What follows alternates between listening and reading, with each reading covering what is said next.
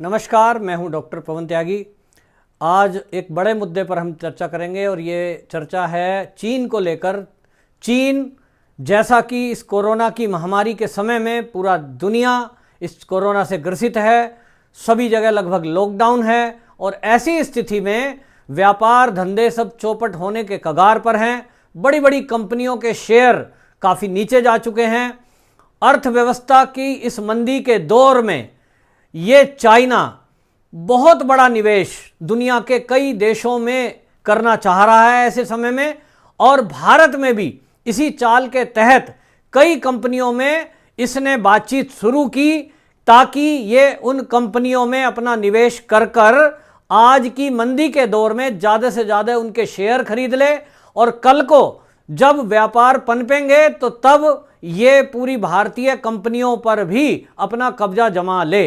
लेकिन भारत सरकार ने इसकी इस चाल को समझ लिया है और चाल को समझते हुए ही पिछले दिनों भारत सरकार ने एफडीआई के नियमों में बदलाव करते हुए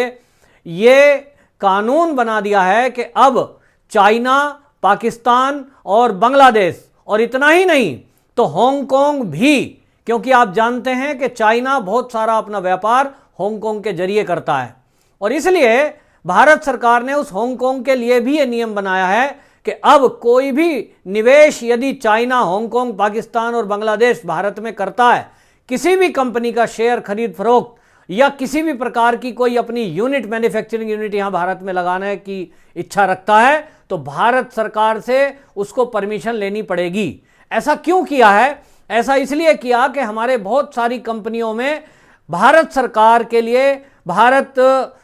के लिए बड़ी महत्वपूर्ण वो सेक्टर हैं, बैंकिंग सेक्टर है, ऐसे रक्षा के सेक्टर हैं और परमाणु प्रसार का मामला है। ऐसे मामलों में ये सेंसिटिव मैटर हैं, भारत की रक्षा से जुड़े हुए हैं। और इतना ही नहीं तो भारत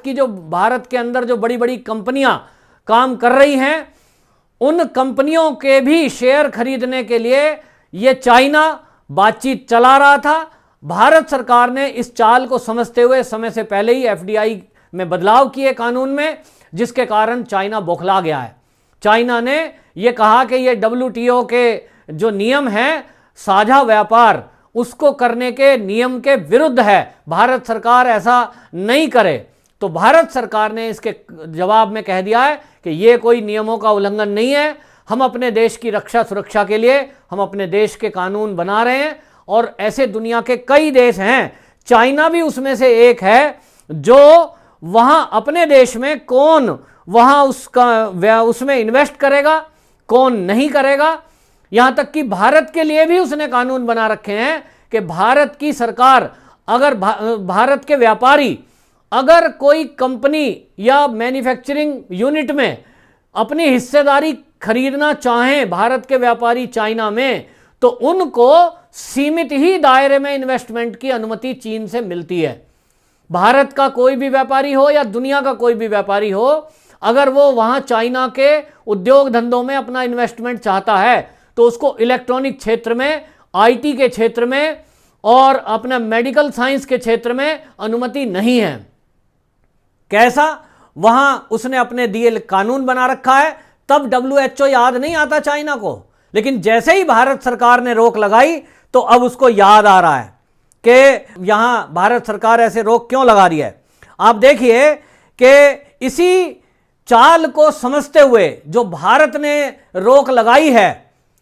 अब हमारे देश में आप जो जानते हैं बड़ी बड़ी फेमस कंपनियां हैं और हमको लगता होगा कि उसमें चाइना क्या कर लेगा, लेकिन आप जानते हैं जैसे कि पेटीएम बड़ी प्रसिद्ध कंपनी है, उसमें भी ये इन्वेस्टमेंट करने की कोशिश कर रहा था। जोमेटो जो है उस कंपनी में भी हांगकांग के जरिए इसने अपना इन्वेस्टमेंट करने की कोशिश की। और इसी तरह से इस चाइना ने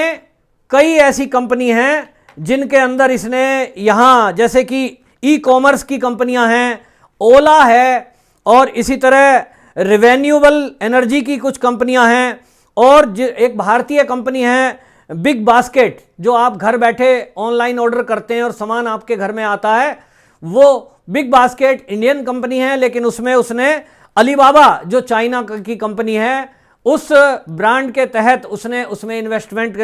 25 करोड़ डॉलर का निवेश पिछले दिनों किया है। यह इस बात को दर्शा रहा है कि वो किस तरह से भारत समेत दुनिया की कंपनियों के अंदर इन्वेस्ट करके इस मंदी के दौर में एक छत्र राज चाहता है।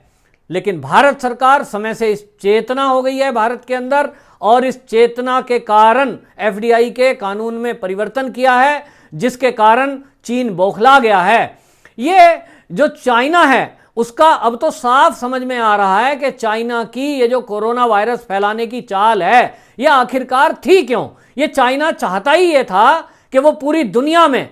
इस चाइना से फैला हुआ वायरस लोगों तक पहुंचा दे, और इसीलिए उसने ये अब दुनिया से बात को छिपाया कि ये जो वायरस है ये मैन टू मैन फैलता है, और वहां के लोगों को, वुहान के लोगों को पूरी दुनिया में वो भेजता रहा। आज जिस परिस्थिति में पूरी दुनिया है,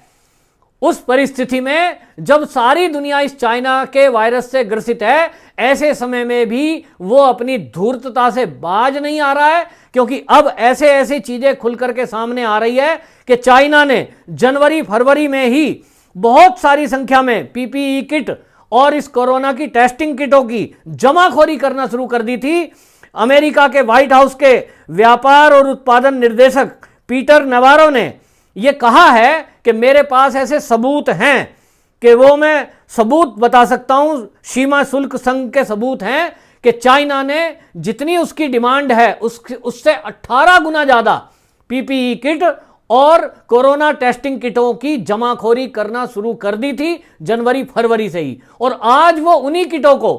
कई गुना ऊंची दाम पर बेच रहा है दुनिया को। यह एक घिनौना चेहरा समझ में आया है, और इससे एक चाल भी समझ में आती है कि 18 गुना मटेरियल क्यों जमा कर रहा है वो, क्योंकि उसको पता था कि ये दुनिया में वायरस आगे आने वाले दिनों में फैलेगा, और फिर मैं इस पीपीई किट से और ये जो टेस्टिंग किट है इससे दुनिया से पैसा कमाऊंगा। एक तरफ तो जमाखोरी करने का पाप किया इसने, दूसरी तरफ उसकी उन किट और पीपीई किट को हमने देखा है किस तरह की घटिया क्वालिटी वो आई हमारे बीच में। कई देशों ने उसके वो ऑर्डरों को कैंसिल किया। वहीं भारत में ही अभी हाल ही में राजस्थान में कांग्रेस सरकार है, और उसने ये टेस्टिंग किट जो थी वहां मंगाई 10,000 किट। सवाई मानसिंह हॉस्पिटल जो जयपुर का है उसके अंदर जो रिजल्ट आए हैं वो केवल 5% रिजल्ट इसके ठीक आए। आपको बता दूं कि 168 मरीजों पर जिनको पहले से ही कोरोना था, उनकी स्थिति गड़बड़ चल रही थी और उनका इलाज चल रहा था, उन लोगों का टेस्ट किया गया, और उस लोगों के टेस्टिंग में जब देखा 168 में केवल 5% उसके रिजल्ट आए। डॉक्टरों को अचंभा हुआ कि एक तरफ तो ये पेशेंट हैं जो इस कोरोना से ग्रसित हैं, और हम टेस्ट करते हैं तो इसमें ये ठीक आ रहे हैं, उनके अंदर कोई लक्षण नहीं आया, ऐसा रिपोर्ट बता रही है वो किट। इसका मतलब आप समझिए क्या है, ये दुनिया के प्रति बहुत गहरी साजिश चाइना की है कि उसने ये जो किट ऐसी भेजी हैं जो खराब क्वालिटी की हैं। मैं तो समझ रहा हूं भारत के अंदर भी ये जो आज आंकड़े बढ़ते दिख रहे हैं, ये वो लोग हैं जो कोरोना से ग्रसित होंगे, और ये टेस्टिंग किट जो आई है, कितने ही लोग ऐसे होंगे जिस तरह से उसने ओके बता दिया होगा कि वो ठीक हैं, और वो फिर अपने घरों को चले गए होंगे। कितना भयावह हो सकता है कि वो पेशेंट हैं और वो उस किट के भरोसे अगर वो घर चले जाते कि भाई हम तो ठीक हैं, तो वो कितने लोगों को संक्रमित करते। लेकिन राजस्थान की सरकार ने इन किटों पर इस्तेमाल पर इमीडिएट रोक लगाई है और इनको वापस करने का निर्णय किया है। लेकिन सवाल ये उठता है कि आज की डेट में ये जो किट है, ये ज़्यादातर जो हमारे देश और दुनिया में लोग मंगा रहे हैं, ये चाइना से ही आ रही है। सवाल ये भी उठता है, डॉक्टरों के सामने बड़ा एक सवाल खड़ा हो गया है कि ऐसी स्थिति में जब एकमात्र इंपोर्ट, बड़ी संख्या में इंपोर्ट करने वाला चाइना है और उसकी किटें ऐसी फेल निकल रही हैं, पीपीई किट उसकी खराब हो रही है, ऐसे में भरोसा करें तो किस पे करें? ये एक बड़ा यक्ष प्रश्न डॉक्टरों के सामने है। लेकिन मुसीबत की इस घड़ी में डॉक्टर लगे हुए हैं, और ये चाइना की चाल एक भारत ने ही नाकामयाब कर दी है। इसका खुलासा राजस्थान से हुआ है। ऐसे समय में मैं आपको याद दिला दूं, पिछले दिनों राहुल गांधी ने एक प्रेस कॉन्फ्रेंस की थी वीडियो कॉन्फ्रेंसिंग के जरिए, और उसके पहले भी उन्होंने यही लगातार बोलते आए थे कि लोगों का ज़्यादा से ज़्यादा टेस्ट होना चाहिए। लोगों का टेस्ट क्यों नहीं कर रही है भारत सरकार? और टेस्टिंग टेस्टिंग टेस्टिंग यही चिल्लाते रहे। यही तो चाइना चाहता था कि उसकी टेस्टिंग किट दुनिया में जाती रहें, और भारत में भी एक उसका एजेंट बन करके ये राहुल गांधी चिल्ला रहे थे कि वहां से किट मंगाओ, टेस्ट करो ज़्यादा। लेकिन आज ये तो हमारे देश का एक सौभाग्य ही समझ लीजिए, राजनीति के लिए मैं शब्द बोलूंगा कि ये राजस्थान सरकार जो कि कांग्रेस की सरकार है, वहीं इसकी पोल खुली है कि ये किट कोई भरोसेमंद नहीं है, इसमें से 95% रिजल्ट फेल है। वो सही लोग जो हैं वो सबको सही बताती है, बीमार लोगों को भी। तो ये एक चाइना की साजिश है जिसका खुलासा राजस्थान से हुआ, और इसलिए पता लगता है कि किस तरह से ये एक चाल चल रहा है। और इसी चाल को देखते हुए ही अब अमेरिका समेत दुनिया के कई देशों ने इसके खिलाफ केस करने की बात कही है कि चाइना ने ये जो वायरस फैलाया है, ये जो घटिया सामान दे रहा है, ये जो आंकड़े छुपा रहा है कोरोना के, और जिस तरह से ये चाल पे चाल इसकी सामने आ रही है, इसी बातों को देखते हुए जर्मनी ने तो इसको 13,000 करोड़ पाउंड, यानी भारत के लगभग अगर देखें तो 12.41 लाख करोड़ का दावा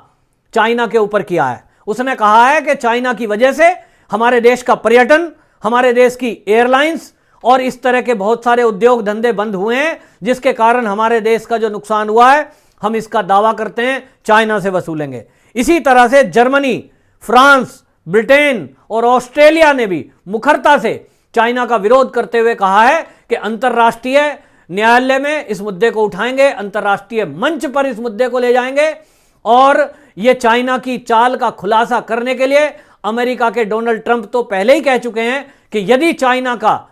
इसमें हाथ समझ में आया तो बहुत ज्यादा नतीजे भुगतने को उसको तैयार रहना चाहिए। और अमेरिका ने तो अपने एजेंट चीन के अंदर जांच के लिए भेजने का भी बात कही है कि हम खुद जाकर के वहां चेक करेंगे कि वुहान में आखिरकार हुआ क्या था। इसी बात को देखते हुए आप देखिए भारत की कंपनियों ने भी यह एक अनुमान लगाया है कि जिस तरह का दौर दुनिया में चल रहा है और चाइना के विरुद्ध पूरी दुनिया में एक आक्रोश फूट रहा है, और भारत के सरकार ने भी कानूनों में बदलाव किया है इसके चलते, और भारत की जनता के अंदर भी इस चाइना की चाल के खुलासे के बाद जनता में आक्रोश है। तो भारत के व्यापारियों को एक ऐसा अनुमान है कि आने वाले समय में चाइना से लगभग 50% इंपोर्ट हमको कम करना पड़ेगा। और इसीलिए जो भारत की लघु उद्योग इकाई हैं, उन कंपनियों ने तय किया है कि अब वो चाइना से मशीनें नहीं मंगाएंगे अपने उद्योग धंधों के लिए, वहां से टेक्नोलॉजी ट्रांसफर करने का विचार कर रहे हैं। और इसीलिए दुनिया की और 1000 कम से कम कंपनियां भारत में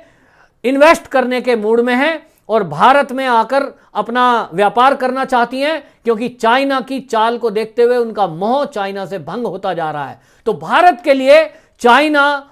का ये जो